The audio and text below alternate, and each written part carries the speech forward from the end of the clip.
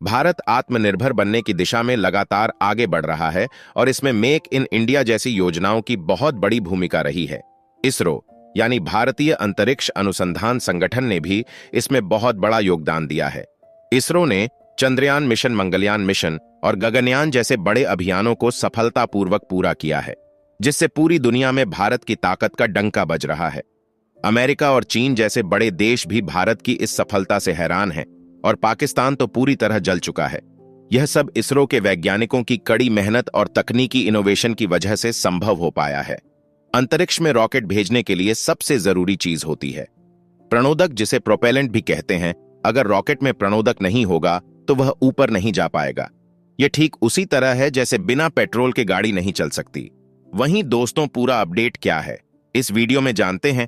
उसके लिए आगे बढ़ने से पहले इस वीडियो को एक लाइक करके चैनल को सब्सक्राइब जरूर कर लीजिए, क्योंकि यह आपके लिए एक सेकंड का काम है, लेकिन इससे हमारी काफी बड़ी मदद होती है।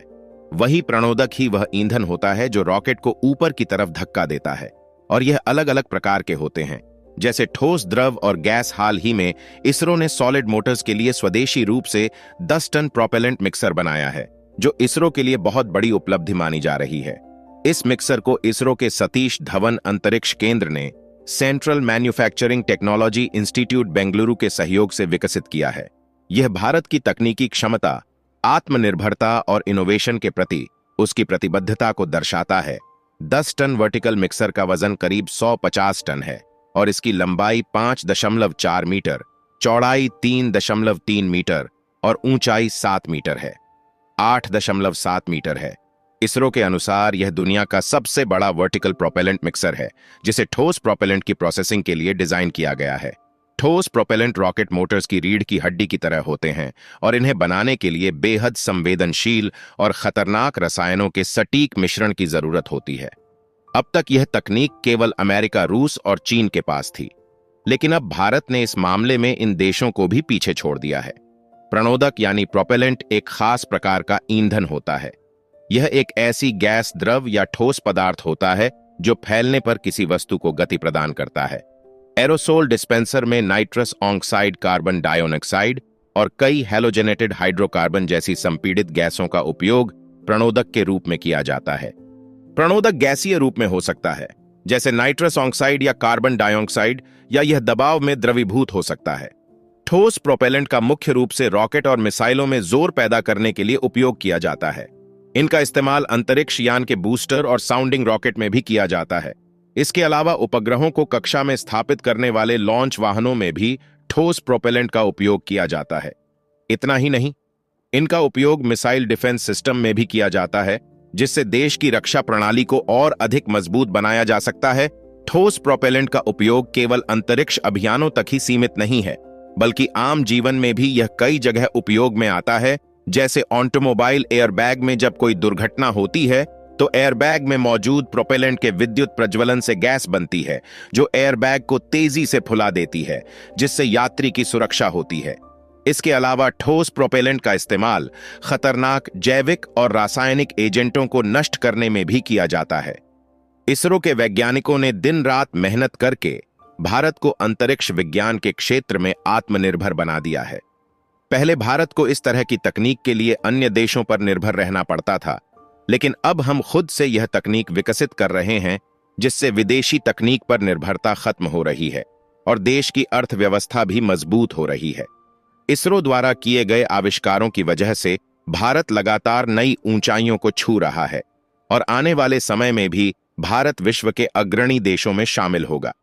इसरो की यह उपलब्धि केवल भारत के लिए ही नहीं, बल्कि पूरी दुनिया के लिए भी महत्वपूर्ण है, क्योंकि इससे अंतरिक्ष प्रौद्योगिकी में एक नया युग शुरू हुआ है। भारत की इस सफलता से अन्य विकासशील देशों को भी प्रेरणा मिलेगी कि वे आत्मनिर्भर बनकर अपने संसाधनों का बेहतर उपयोग करें। इसरो का लक्ष्य सिर्फ भारत को अंतरिक्ष में आगे बढ़ाना ही नहीं, बल्कि विज्ञान और तकनीक के क्षेत्र में वैश्विक स्तर पर योगदान देना भी है।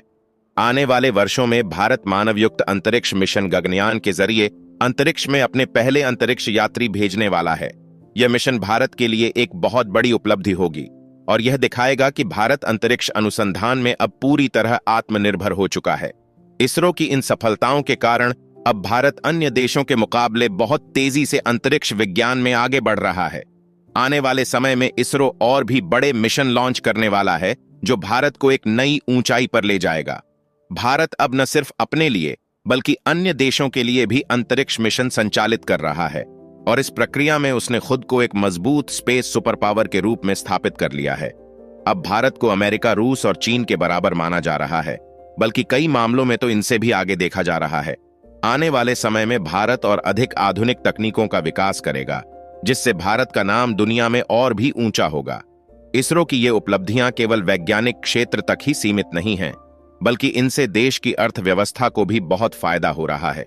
अंतरिक्ष अभियानों की सफलता से भारत को अंतर्राष्ट्रीय स्तर पर नई पहचान मिली है और विदेशी निवेश भी तेजी से बढ़ा है। भारत के युवा वैज्ञानिकों और इंजीनियरों को अब अपने देश में ही बेहतरीन अवसर मिल रहे हैं, जिससे देश का टैलेंट विदेशों में जाने की बजाय यहीं काम कर रहा है। इससे देश की प्रतिभा का सही उपयोग हो रहा है और भारत विज्ञान और तकनीक के क्षेत्र में लगातार आगे बढ़ रहा है। इसरो की यह उपलब्धि भारत को आत्मनिर्भर बनाने में बहुत मदद करेगी और यह दिखाएगी कि भारत किसी भी क्षेत्र में किसी भी देश से पीछे नहीं है, बल्कि वह हर क्षेत्र में अग्रणी बनने की ओर तेजी से बढ़ रहा है। भारत के इस वैज्ञानिक और तकनीकी विकास से भविष्य में कई नए आविष्कार होंगे और देश का नाम पूरी दुनिया में और भी ऊंचा होगा।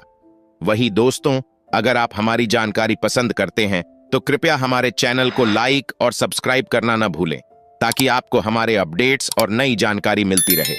आपके समर्थन से हम और भी बेहतरीन कंटेंट ला सकेंगे। जय हिंद, जय भारत।